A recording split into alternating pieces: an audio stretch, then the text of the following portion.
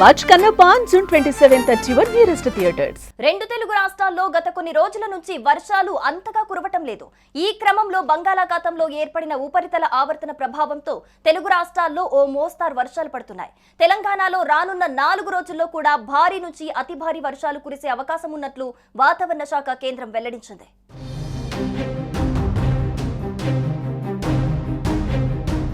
రాష్ట్రంలో వచ్చే 5 రోజుల వరకు వానలు కురుస్తాయని హైదరాబాద్ వాతావరణ శాఖ చెప్పింది.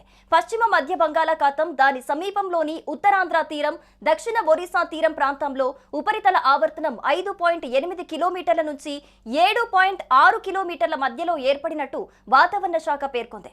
దీంతో భారీ వర్షాలు పడనున్నట్టు వివరించింది. రాబోయే 5 రోజుల పాటు కొన్ని జిల్లాల్లో తేలికపాటి నుంచి మోస్తారు వర్షాలు అక్కడక్కడా కురిసే అవకాశాలున్నాయని తెలిపింది.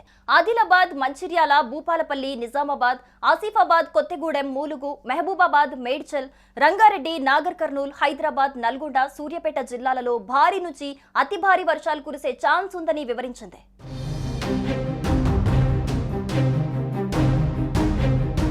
తెలంగాణ వ్యాప్తంగా కొన్ని జిల్లాలలో ఉరుములు, మెరుపులు, ఈదురు గాలులతో కూడిన తేలికపాటి నుండి ఓ మోస్తారు వర్షాలు అక్కడక్కడ కురిసే ఛాన్స్ ఉందని అధికారులు తెలిపారు.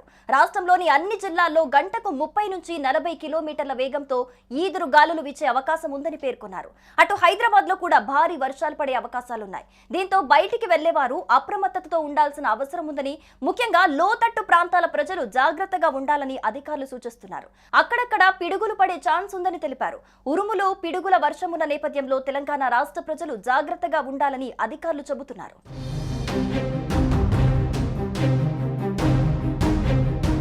ఉపరితల ఆవర్తన ప్రభావంతో ఏపీలోని పలు ప్రాంతాల్లో వర్షాలు కురిసే అవకాశం ఉందని ఆంధ్రప్రదేశ్ విపత్తుల నిర్వహణ సంస్థ హెచ్చరించింది. తేలికపాటి నుంచి మోస్తారు వర్షాలు కురిసే అవకాశాన్ని అంచనా వేసిన అధికారులు ప్రజలు అప్రమత్తంగా ఉండాలని సూచిస్తున్నారు.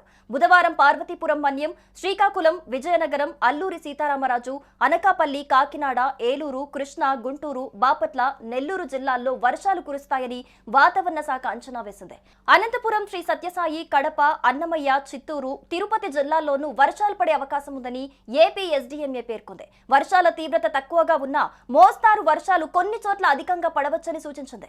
బలమైన ఈదురు గాలులు వీచే అవకాశం ఉన్నందున ప్రజలు హోర్డింగులు, చెట్ల కింద, శిథిలావస్థలో ఉన్న గోడలు, భవనాలు వంటి ప్రదేశాల వద్ద నిల్చోకూడదని విజ్ఞప్తి చేసింది విపత్తు నిర్వహణ సంస్థ. పిడుగులు పడే సమయంలో బహిరంగ ప్రదేశాలు, చెట్ల కింద తలదాచుకోవద్దని కోరింది.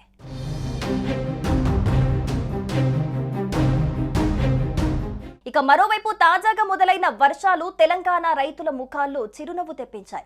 మే చివర్లో రుతుపవనాలు ముందుగానే 2 తెలుగు రాష్ట్రాల్లో ప్రవేశించి వర్షాకాలం ముందుగానే మొదలైంది. తొలకరి జల్లులు కురవటంతో రైతులు వ్యవసాయ పనులు ప్రారంభించారు. కొందరు ఇప్పటికే విత్తనాలు విత్తుకోగా మరికొందరు పంటలు వేసేందుకు సిద్ధమయ్యారు. ఈ క్రమంలో జూన్ ఆరంభం నుండి ఇప్పటి వరకు వర్షాలు లేవు. దీంతో రైతులు ఆందోళనకు గురవుతున్నారు. ఎండాకాలంలో వర్షాలు కురిశాయి. తీరా వర్షాకాలం మొదలయ్యాక మేఘాలు ముఖం చాటేయటంతో రైతుల పరిస్థితి దయనీయంగా మారింది. అయితే జూన్ చివర్లో మళ్లీ వర్షాలు మొదలవటంతో రైతుల్లో ఆనందం మొదలైంది.